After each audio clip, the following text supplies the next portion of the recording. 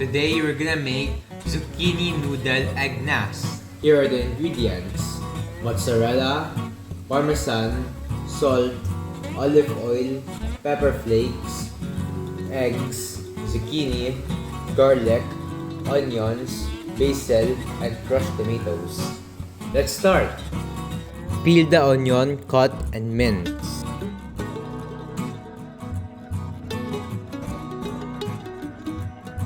Next, crush the garlic, peel and mince.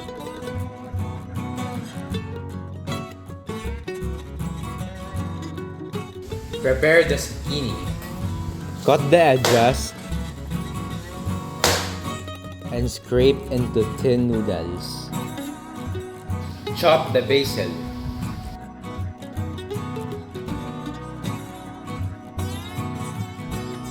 Now, let's make the marinara sauce. In a hot pan, saute the onions and garlic. Then, sprinkle a dash of salt, pepper, and chili flakes.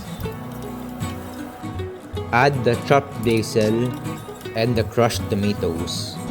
Simmer for about 10 minutes Meanwhile, preheat the oven.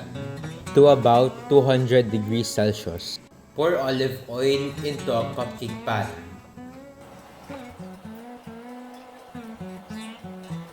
And brush it to the sides. And each hole, arrange zucchini noodles into little nests.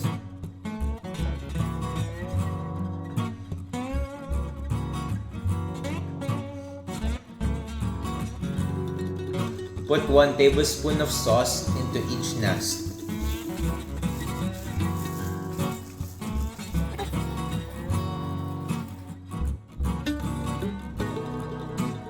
Making sure there is an indentation in the center for the egg.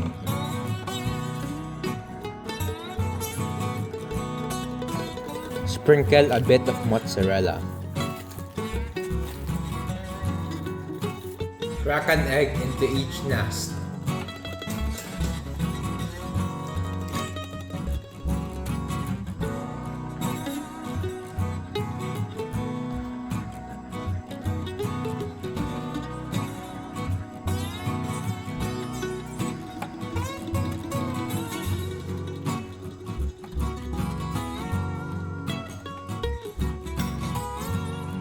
Now, put it in the oven. And bake for 15 to 20 minutes. 15 minutes later. Now it's done. Time to plate.